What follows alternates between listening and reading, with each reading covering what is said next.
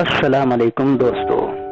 حدیث پاک کے مطابق اسلام میں 72 فرقے ہیں اور ان فرقوں کے مختلف عقائد ہیں، مگر ان سب فرقوں میں ایک متفقہ اجماع ہے کہ حضرت محمد صلی اللہ علیہ وسلم آخری نبی ہیں اور اس کے بعد کوئی دوسرا نبی نہیں آئے گا۔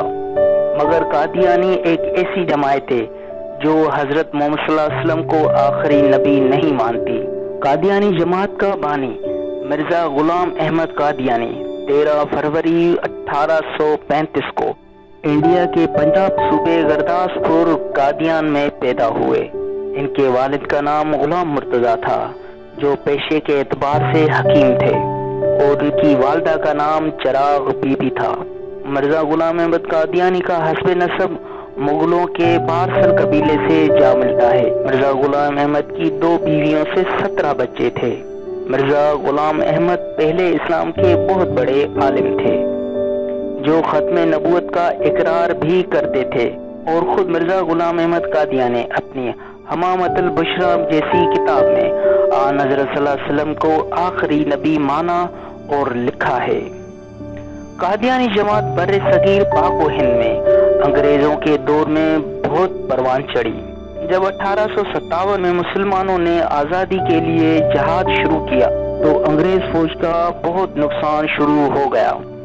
1857 سے 1862 تک انگریزوں کا بہت نقصان ہو چکا تھا، اور انگریز کو بھی پتہ لگ گیا تھا کہ یہ جہاد ہے جو مسلمان کو اتنی طاقت دے رہا ہے۔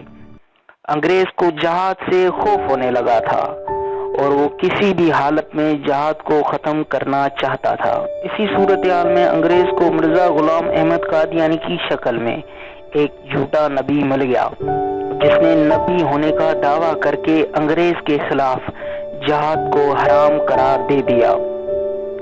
بنیادی طور پر مرزا غلام احمد قادیانی انگریز کا ساتھی تھا، کیونکہ انگریزوں کو ختم نبوت سے کوئی لینا دینا تو نہیں تھا، اس لیے مرزا غلام احمد قادیانی کی خوب سپورٹ کی گئی۔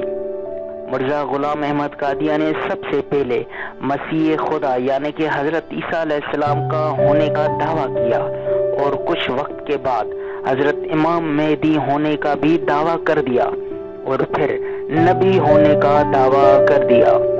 مرزا غلام احمد قادیانی نبی ہونے کا باضابطہ اعلان 1899 میں لدھیانہ انڈیا میں اپنے 40 حامیوں سے بیعت لے کر کیا۔ مرزا غلام احمد قادیانی نے اپنی جماعت کی تبلیغ کے لیے 84 سے لے کر 90 کتابیں لکھیں جو قادیانیت کی سب سے مقدس ترین کتابیں ہیں۔ ان اہم ترین کتابوں میں روحانی خزائن کے نام سے کتابیں بہت اہم ہیں۔ مرزا غلام احمد قادیانی کی فوتگی 73 سال کی عمر میں 26 مئی 1908 میں ہوئی۔ ان کی قبر انڈیا کے قادیان شہر میں ہے، جس کو قادیانیوں نے بہشتی مقبرے کا نام دے دیا ہے۔ قادیانی شہر میں ہر سال ایک قادیانی اجتماع ہوتا ہے جس کو قادیانی اپنا حج تصور کرتے ہیں۔ مرزا غلام احمد کے فوت ہونے کے بعد اس کا بہت قریبی ساتھی حکیم نور الدین بنا۔ قادیانیوں کے مقدس ترین شہروں میں قادیان کے علاوہ پاکستان کا ربوہ شہر ہے۔ ربوہ شہر پاکستان کے صوبہ پنجاب کے ضلع چنوٹ کے قریب واقع چناب نگر کے نام سے ہے۔ ربوہ شہر کا سرکاری نام چناب نگر ہے۔ ربوہ شہر کی بنیاد قادیانیوں کے دوسرے خلیفے بشیر الدین محمود احمد نے 1947 میں آ کر رکھی۔ ربوہ شہر کی 97% آبادی قادیانی ہے۔ یہاں کی بولی جانے والی زبان اردو، پنجابی اور انگریزی ہے۔ اس شہر کی تعلیم میں شرح خواندگی 100% ہے۔ ربوہ شہر میں قادیانیوں کا مشہور قبرستان جس کے 2 مختلف حصے ہیں۔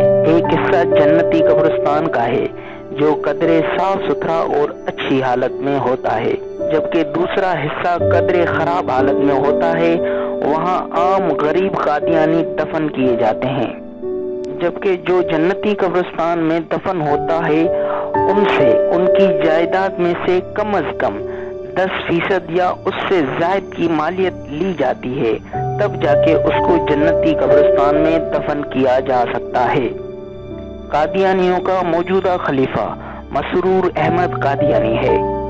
قادیانیوں کو 1973-74 میں پاکستان کی قومی اسمبلی میں بہت بڑی بحث مباحثے کے بعد غیر مسلم قرار دیا گیا اور ان کو ایک اقلیت کا اسٹیٹس دے دیا گیا، مگر قادیانی خود کو مسلمان سمجھتے ہیں۔ قادیانیوں کی مشہور اخبارات میں روزنامہ الفضل اور ربوہ ٹائمز ہے، جبکہ ان کے مختلف سیٹلائٹ ٹی وی چینلز بھی ہیں جہاں وہ اپنی جماعت کا پرچار کرتے ہیں۔ آئی ہوپ کہ میری ویڈیو آپ کو پسند آئی ہوگی۔ میرے چینل کو subscribe and like and share کریں۔ اللہ حافظ۔